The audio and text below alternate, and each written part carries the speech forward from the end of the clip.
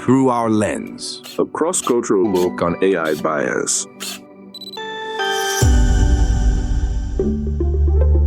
Hi everyone, I'm Ming Fan from Florida International University, US. Hello, I'm Luciane Tenani from São Paulo State University, Brazil. Hi, I'm Yang Yi from Wuhan College of Communication, China. Welcome to this podcast titled Through Our Lens, a cross-cultural take on AI bias, where ideas cross borders and voices connect cultures, created by students from China, the United States, and Brazil during our virtual exchange project. This series is the results of 8 weeks of collaboration, creativity, and global discovery. The students exchanged their perception on linguistic and cultural biases in AI outputs as they engaged in a series of academic activities. Their reflection discoveries shaped the script writing process for each episode, weaving their diverse perspectives into a shared global conversation. Listen to their personal voices. You will learn more about the AI biases and AI tools' cultural competence across American, Brazilian, and Chinese context. Now tune in and hear what happens when students around the world come together to uncover the hidden biases of AI and the importance of building strong AI literacy. Hello everyone and welcome to our episode about AI across borders, a multilingual examination of AI bias through a collaborative podcast we've been developing for the past few months between the universities of FIU, Florida International University, WC, Wuhan University of Communication, and São Paulo State University, Unesp. Joining me today we have Alexis and Jeline. Hi guys, this is Alexis Gerstenkorn representing the United States. I'm looking forward to sharing our perspective on such an important topic. Hello everyone from China, this is Jeline, and I hope our discussion today is insightful for everyone. Hi, I'm Jennifer Slobodaki, speaking directly from Brazil. And of course, I'm really excited about today's conversation. So without further ado, let's dive into it. All right, so to kick off our discussion today, let's begin by diving into a fundamental question in the age of artificial intelligence. How can we build a fair AI? So to start, I want to bring up an important question in this topic. Is the biases we see in AI systems primarily the result of technological flaws, or does it reflect the existing prejudices in our societies? Jenny, what's your take? That's a crucial question to start with, Alexis. So in my view, AI bias is deeply rooted in human societal biases, which can be a huge problem. Because, AI models, they learn from historical information, which often carries the inequalities of the real world. So when using text-to-image tools in both Portuguese and English, our Brazilian group have noticed that more generic the description is, the more it tends to produce representations aligned with global beauty standards. But personally, I think this isn't the prompt's fault. It's a deeper problem.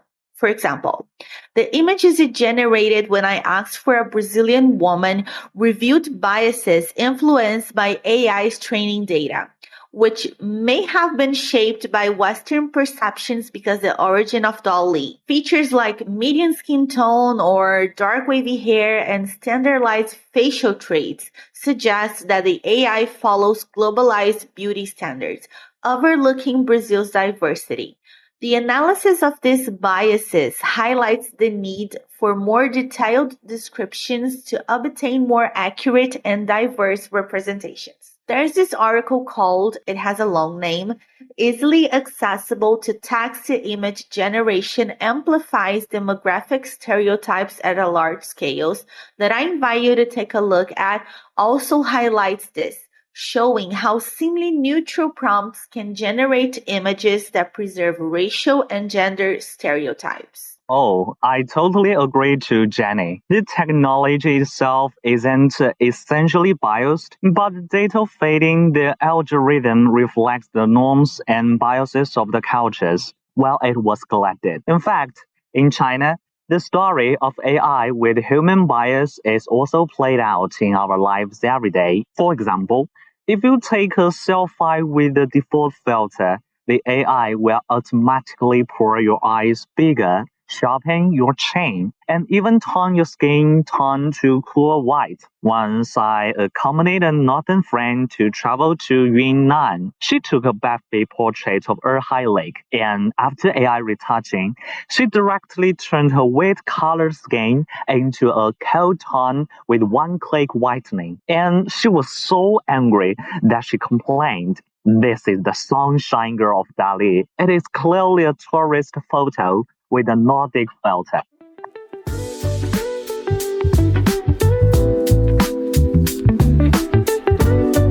Wow, it's interesting to see how our experiences from different parts of the world point in the same direction. Through our AI experimentation in the United States, we observed a very clear bias towards American culture.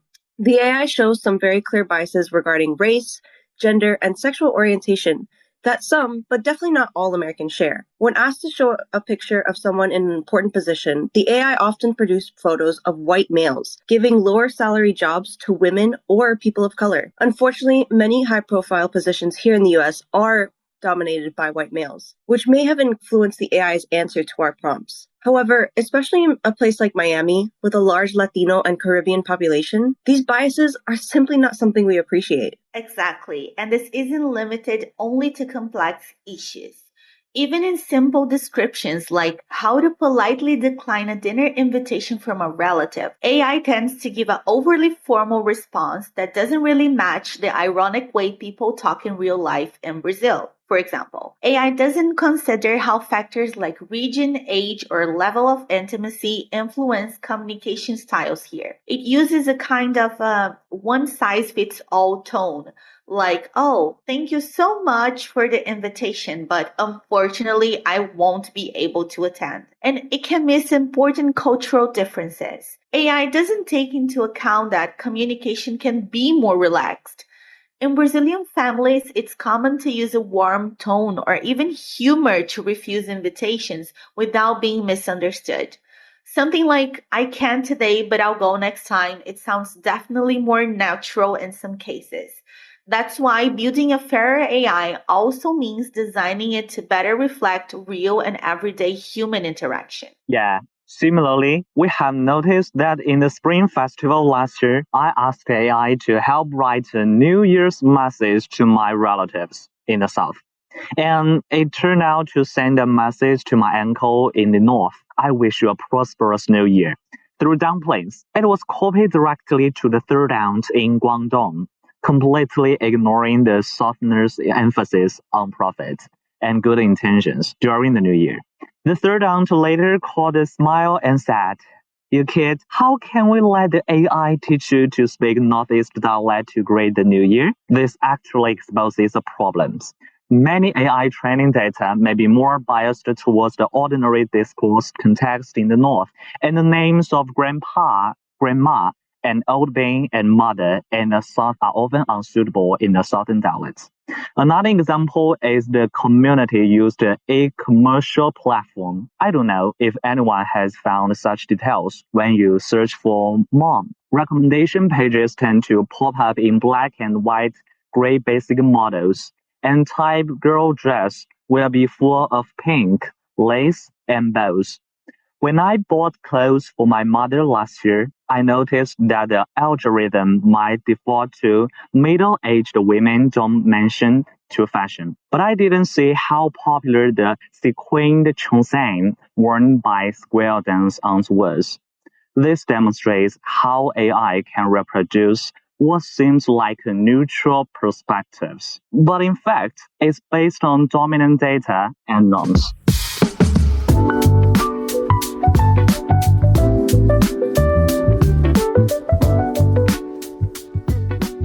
That's a great example, Jilly. Let's talk about their attempts. AI image generation models implement some protections that are called guardrails to try to reduce the creation of stereotypes. However, as we can notice in our own experiences using AI and in the article that I mentioned before, which addresses the issue of guardrails in AI models, that doesn't work. Even with these attempts and users' efforts to request stereotype breaking images, biases still appear in complex or subtle ways, right? This brings us to the question once again. How can we build fairer AI? Jelaine, I want to know, what strategies do you think are the most important in the Chinese context? Okay, according to the article called Mitigating Bias in AI, How Companies Can Build Fair AI Systems, written by Serena Clifford, that I have read, I believe diversifying the database sets used to train AI is fundamental. We need to find and we will ensure that data used in China includes a broader representation of our population and cultural slight distinction. Additionally, adopting ethical design principles and creating clear guidelines for AI development are essential to avoid embedding biases from the start. Yes, I agree. Creating guidelines is really important if we want to have AI system without bias and stereotypes. But I think we have a rough path until there. There is one created by Unesp that is the first ever global standard on AI ethics created in November 2021 that you can check it at their own website, Ethnic of Artificial Intelligence. You can check it out if you're curious about the guidelines we're mentioning. You find there, for example, in Brazil, the diversity of our population makes it even more important to carefully select training data. We need to include information that represents different ethnicities, regional cultures, and socioeconomic backgrounds. That AI doesn't generalize or marginalize specific groups. Transparency in how algorithm works is also crucial for understanding how models can make decisions and for identifying potential biases. Wow, I fully agree with both of you. It's essential to diversify not only the data, but also the teams responsible for developing AI. According to Dr. Ricardo Benza Yates, Director of Research for the Institute of Experimental Artificial Intelligence at Northeastern University, bias is a mirror of the designers of the intelligence system, not the system itself. So people with different cultural backgrounds and life experiences are better equipped to identify and mitigate biases that some development teams might overlook. So having a diverse team of AI developers would be a crucial step towards creating a culturally conscious AI model. Moreover, implementing monitoring systems and regular audits is important to ensure that AI systems perform as expected and identify correct biases over time.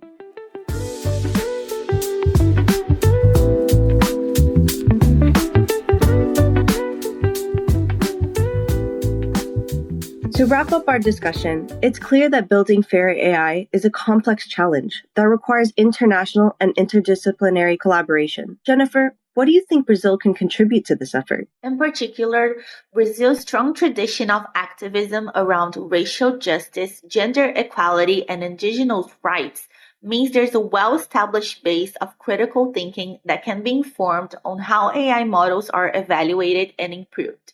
Also, our academic and artistic communities are increasingly engaged in interdisciplinary discussion around ethics and technology. But we have to give these people voices because bringing these voices into global AI conversation, Brazil can help push for models that not only avoid harm, but actively promote inclusion and cultural richness by focusing more on biases related to its representation and cultural identity. Learning about AI and how can it mess up is super important. The more people talk about it, create content, and really get to know how it works, the more pressure there is on companies to build fairer systems. That's why I think our discussion today is the beginning of bigger changes. Raising awareness is key. We use the AI a lot, but changing the way we look at it and what's presented to us, like spotting potential biases and questioning them, is super important. Yeah, in China, with experience in large-scale AI development and implementation, can contribute by sharing strategies to build more comprehensive datasets and methods to identify and reduce bias in complex systems. Knowledge exchange and collaboration with other countries are essential to build AI that benefits to everyone. The United States, as one of the leading centers of AI innovation, has a responsibility to promote development and implementation of ethical design practices and tools that ensure transparency and accountability in AI systems. We believe that collaborating with international partners is a fundamental to bring a future with AI that is fair and more equitable for all. In this vein, our team believes that AI developers could better release their models to be tested by populations around the world, allowing the AI to gain feedback through controlled settings from a wide range of people across cultures, occupations, and lifestyles. Thank you so much, Alexis and Jeline, for such a rich discussion. I think we were able to make them reflect about AI uses. And to you, our listener, we invite you to reflect on your own experiences with artificial intelligence and the importance of being aware of the biases it might perpetuate. Goodbye, and thank you for listening. Goodbye, everyone. Thank you for your listening.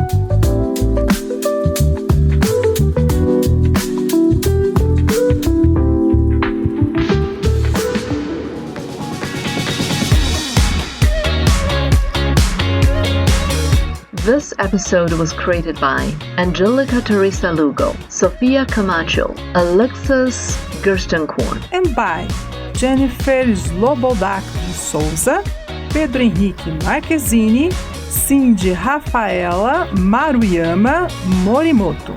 And also by Chen Huizhen, Xue Sirun, Lin Zhe, Xu Zixiang, Yili Nu'er. Thank you for listening to this episode. Comments can be sent to luciani.tanani@unesp.br, mifeng@fiu.edu, and yangyi @whmc.edu.cn. Special thanks to Romulo Borim from the Laboratory of Phonetics at Unesp for the technical support on recording audios and podcast edition. We also appreciate the contribution and support of Dr. Wen Fang, Ms. Fu Yifan, and Ms. Wu Ziyan from Wuhan College of Communication.